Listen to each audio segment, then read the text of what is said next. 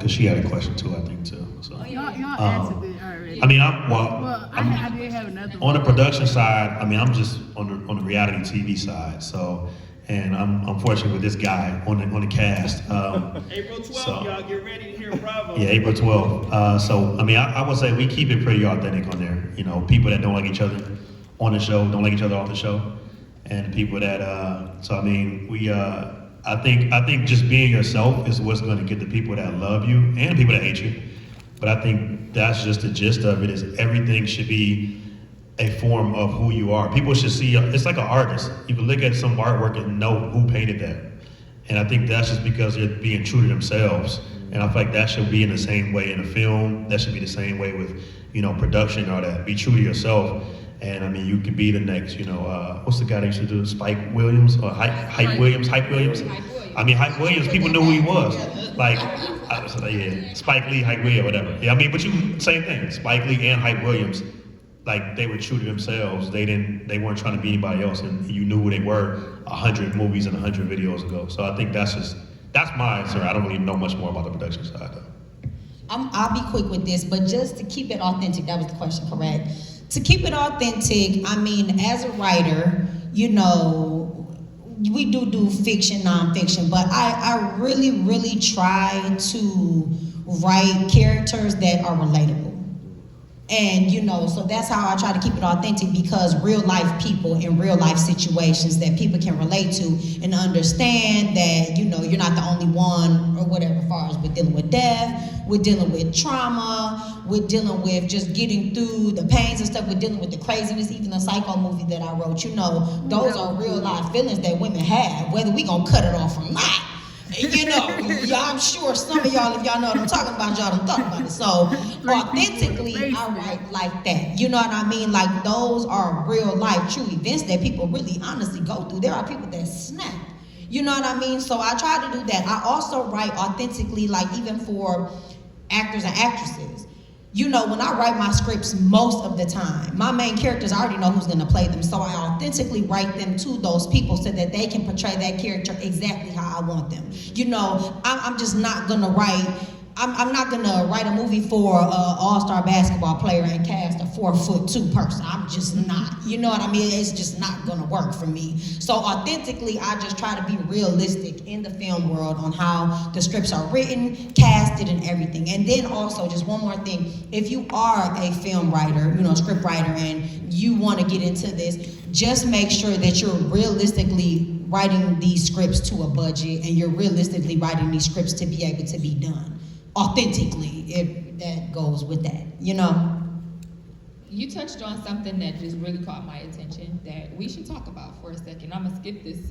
Bring it down. Yeah, I'm gonna skip this technology question.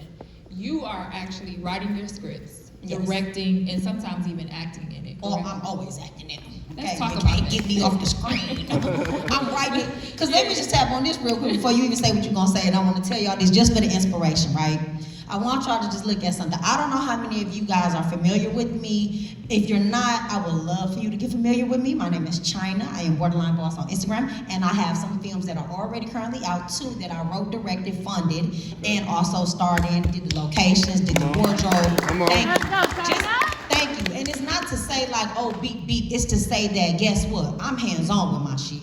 Yeah. I don't want nobody being able to push my dream because you don't know it. I've had these thoughts, God put them in my brain, God put them in my heart, God put them into, bringing them out. But the reason why I just want to tap in on that, as far as like I act in them, right? I've never been offered a lead role. If y'all ever think about this, right? As much, I've been in maybe 20 films, I have never been offered a lead role. So you know what I did? I made it myself. You get what I'm saying? And guess what? And not even to be like that, but the way that God works so good, I realized it was a blessing for me not to get a lead role. Because then when it was my time to shine and be the lead role, my movie did the best out of the whole network. You know what I mean? Within a weekend. And so I wrote another one and I was the lead again. And now I just wrote a series and I'm the lead again. And I wrote another movie and I'm the lead again, because if somebody ain't gonna give it to you, you gotta get that shit. You know what I'm saying? Yes. So you're gonna always see me as the lead in the stuff that I write. When that I series love coming that. out? Yeah. When when that series comes Oh out? man, they just finished episode 4. I got 2 Ooh, more I cannot episodes. wait. So you know how it goes with the film thing. If you don't know, it's like having a baby. Okay, 9 months or better. Okay, you Can you put give the us a seed little in there, and it's details on gonna it? take a while. So Can you give us a little details on it? I'm gonna do it in a minute. I'm gonna do it. I don't want to take away from the time. I get the talking too. No, I definitely want, because we all thrive in our industries with, the biggest thing is being able to do every role that it takes to make that work or to make the wheel turn. And so for you in that position, do you feel that more of us should tap into, okay, you may know how to write a book, so instead of hiring a script writer, write your own script. What challenges or how do you balance that when you're the director, you're acting in it? What would you provide as a best year practice to wearing all the hats but still keeping the production and the business all on point? That is a very good question. And I'm actually right now figuring all this out, right? Me too. Yeah, because this the thing, right? I got a problem.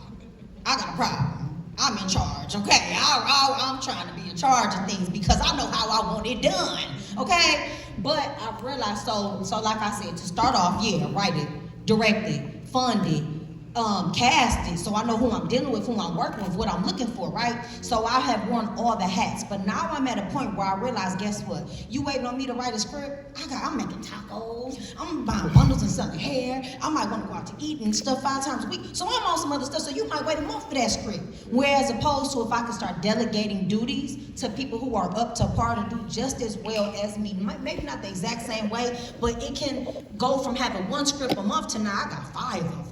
You know, and so now I'm on some mass production type of thing where I'm really trying to get into it. And once you do wear all the hats, as you do, as I have, as I'm sure y'all have, right? I'm sure that even with a bar, you've made a drink. I'm sure even with what you got going on, you did the script writing and you did the dirty work. Because now it's easier for you to delegate the duties because you know what that position is supposed to be doing. You get what I'm saying? So it's nothing wrong with trying to do everything, and it's nothing wrong with delegating. But what I'm gonna say is if you are delegating and you have a team, you need to know what each player's position is and what they're supposed to be doing. And that'll make it easier. But I will say this, do not try to just keep doing everything yourself, you two, because I realize it's burning us out. And even then, like with me and you, right, we might can talk about something, right? And I might have a headstrong idea on what I want. But you might have something that just because you went through something else, you'll be like, well, China, you know, what about if you was to tweak it this way? And it's easier that way. So it's always good to have other people around you who are strong. Just make sure you have the right people around you. You know what I'm saying? To help you to alleviate some of your duties. So for sure. No, I love that. I'm really big on sharks. Keeping sharks around me. I don't thrive in the goldfish tank. I thrive in the ocean with all the big animals that'll eat you up in a heartbeat. All right, so we are almost, we kind of getting there, but this is a really, really good conversation. I want to talk about emerging trends. Are there innovative projects or trends in the industry that you are particularly excited about?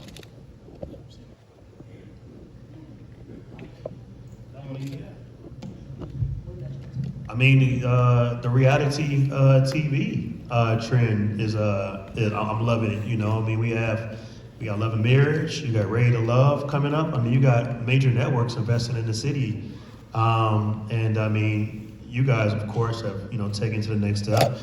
Randy, her podcast is now making it to another to be a network. So, I mean, you guys are taking things to the levels that I would have never thought that we would be at, and I feel like we're going to go even farther. But I feel like we're the emerging trend really is that everybody's working together. I mean, that's the reality of it. Everybody's working together. Yes. So. Yes. Other trends I like, and I love the reality TV factor because we are helping push the envelope with that. And so that's 2 reality shows here in the last 3 years, which is good. And we're trying to push the envelope to get some more here. But another trend I like seeing is with the technology. I like to see some of the things that's happening with the new cameras that we're shooting with, and then also with AI. I see a lot of because I have a nonprofit, Entertainment University in the schools, and a lot of my kids, we're introducing a lot of the new formats to them with AI technology, and one thing I'm gonna tell you about AI is you have to know how to use it too. You have to know how to tell it what to do. You can't just throw something in there and think you're gonna get something wonderful. You gotta actually, like a computer, you gotta really guide it. So I think the trend that the young people are doing, I love young folks, y'all. I love the trend the young people are doing with AI technology and then the new equipment they're using with the phones. Like some of these phones are shooting, and they're doing accessories, are shooting better than some of the cinematic cameras. This is my young dog right here. He just shot with me the other day. We did something dope. But I like to see those trends. And then what you spoke to earlier, I love China. What you spoke to earlier about with the script writing and all the different hats, you know, been there. I'm at a new point now to where I'm developing my team that's been with me and making them department heads and telling them, now you go get some people, interns and other people under you, and you train them. Because I expect you to move on in the next 5 years. You can't stay with me. You gotta grow. So like what I do is I get people, I train them for a period of time, then I bring other people up under them, and he'll tell you about this, and then it's like, all right, now we're training you to take over, and then you should be going and helping you get somewhere else. So, cause like every time you help somebody get somewhere, that's an extension of you. So don't block nobody. Work with people, train people, help them, because then your family grows. So stop trying to do that. We don't gatekeep. One thing I like about our era, you know, is we're open books. We really share the information. So please tap in with us, and please come work for her. She's killing the game. Like, come work with China, like for real. I got some scripts for you too if you need something. Hey, I'm ready to leave. I'm shooting my shot. I hope y'all shoot y'all. Okay, so we're at the last question, and then we're gonna get a couple questions. I mean, the last conversation up here, and then we're gonna get to some questions. You got No, okay. we good. I mean, because basically, I'm gonna say you really tapped in on it. That AI baby, you know, and I'm just now getting on to that. But the way that you said, you know, they actually have classes for you to learn how to use AI, and you can sit there and say, AI, write me a script, but it's deeper than that. You know what I'm saying? It don't work like that. So the technology of that is like just superseding everything that we probably ever And could the even pictures, imagine. they do actual images too now. Yeah, and they move your images, they do logos, man, they do everything. Put But two yeah, so I pictures won't tap too together. much on that, y'all. You know. Crazy. Okay, so we're gonna do 2 questions. All I got time for is 2 questions. But before we go there, I want to know from each of you, what was your defining moment to say, this is it for me? I know I can thrive in this industry. I'm gonna keep it rolling. You stated yours earlier, I think, but I think we should all be able to kind of hear what you all feel comfortable sharing. Like, what was that moment that's like, oh, I'm unstoppable? Or it's nothing that's gonna break me in this. Well, I'm up here because of the TV show, so my moment was I don't want to be on my deathbed and say I didn't do it. So I just looked at it like that. I mean, somebody calls you and say, hey, we want to do a show on you because of what you've done throughout your entire life in the city, like, and beyond, like, you know, you better take advantage of that blessing, man, because that next person may not call you. So, I mean, that was my defining moment was, I mean, somebody wants to actually display my life, and I can actually encourage other people to be better and be bigger on a national TV setup, you know, with a little drama because of him. Only 2 on it, you know what I questions. mean? I tried to get one. You know, but, yeah, that was it though, that was mine. I helped you grow your name though, didn't I? I'm a good brother. But I had 2 defining moments in my life, honestly, where I knew this was it. At 12 years old, we have another older GOAT here called RJ Rice. And RJ, his son, young RJ that's in Slum Village, me and him played Little League football together. And he's like, Anthony, I know you're doing this stuff. My dad has a studio. So at 12, I went into the studio with him and I never left. He let me work with Slum Village with Jay Dilla and them. And I remember, I'm a 12-year-old kid. Jay Dilla taught me how to run the boards, how to engineer, how to produce. Then from there, they took me on tour with them and Kanye. And that opened the doors for me to work for labels and do global touring. And then my next moment was working in TV when I went to Disney Marvel Studios and then got my own network. And, you know, that opened my eyes to show like, it's bigger than me. And that's how I started the nonprofit Entertainment University and started bringing the programs to the kids. Because I was like, our community deserves this. So those 2 moments for me showed me how big this can be. because I was in Atlanta on Disney Marvel Studios lots, and we were doing $50 million, $200 million projects, and to see little cities built, because the last film I worked on at that with Disney Marvel was Black Adam, and that was just life-changing to work on that level. So, you know, it's weird now going from behind the scenes. I still work behind the scenes to being in front of the camera. It's weird, but it's fun. And those were defining moments to me is how do I help my city and my people get to the next level? I love that. All right, y'all, so it's back to me. So my defining moments was one, I got like a two-part type of thing, right? I mean, I always get these moments where I be like, all right, let's go, you know? But as far as with the movie stuff, you know, the first thing was to be able to, honestly, y'all, this is crazy. To be able to think of an idea in your mind, right? And sit at your table with a 50-cent pen and a piece of paper that got hot sauce on the bottom of it and stuff like that, and just gets to writing your ideas down and your thoughts, to be able to put that into the computer, to be able to say, hey, all right, I'm gonna name this person this, I'm gonna name this person that, and then she's gonna say, you know, girl, don't touch my hair like that. And then to be able to take that, have people to do that, and then it come out on film where everybody's saying what you told them to say. Everybody, you squat down and tie your shoe like I told you to do it, you put this on like I told you to do it, you do this, you do that. That shit was crazy. I said, hold on now. Y'all all doing something that says, like, oh, y'all just gonna do what I said, and everybody like there was straight face doing that shit, right? For that shit to come out onto film and on screen, right? And then for me to be able to, after that, go places, y'all, and I'm not even lying, y'all, God is my witness. Everywhere you look, people like, you the one girl from the movie. You the one girl from the movie. I'll do this shit 50 times over again, right? But y'all, the real defining moment was when that chick hit my account for it, okay? Let me tell y'all something. I don't give a damn what they say. Money can't make it happen. Yes, the fuck it does. And when you put your work in, and when you go hard for something that you are passionate about, right? I'll do this shit for free. Man, I used to be on Dennis set. I'd be like, bro, I'll do this shit for free. He be like, that ain't what you do. Now I'm gonna give you $50 for 12 hours. You know, 16 hours. I said, all right, fuck it, the $50, that ain't doing shit for me for real. But guess what? It's a passion. And I tell everybody, anybody, I do this for free all day long. I don't do this really for the money. But shit, I do it for the money.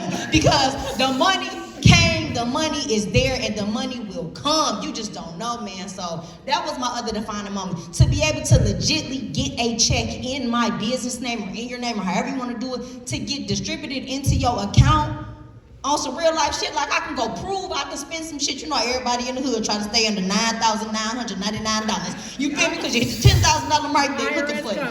You feel me? Guess what? Eyes up in the jury study, like, let me drop it down to 60. I'm gonna get a watch. Of course, you know you had to go get some jewelry and shit. But this is what you do. You do what you want to do, but it just make you feel good. And like I said, and it's all off the passion of what came free from God in your mind. So just keep that as a factor, man. This shit has changed your life, okay? It changed my life. So, yeah. Can you hear me? There we go. All right, so we're gonna do 2 questions. We gotta make it a little quick here, y'all. I'm on time, but man, this is great. Okay, so for the people that's, just starting, videography and film, what's the best advice for them? Right. You said people who starting on videography and film? Yeah, what's the best, starting route for them? Consistency. I'm gonna say consistency, content, and just making sure that you're doing the best job that you can possibly do.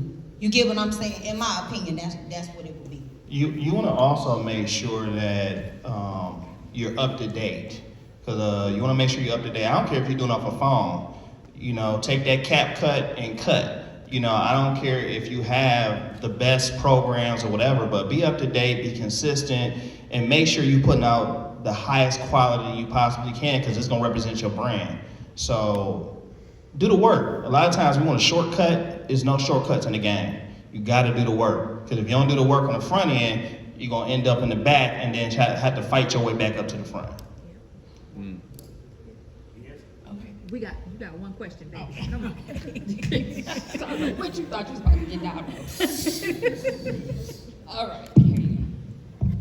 Hi, so I just want to say they did a wonderful job selecting you guys because you're really inspirational. God bless you.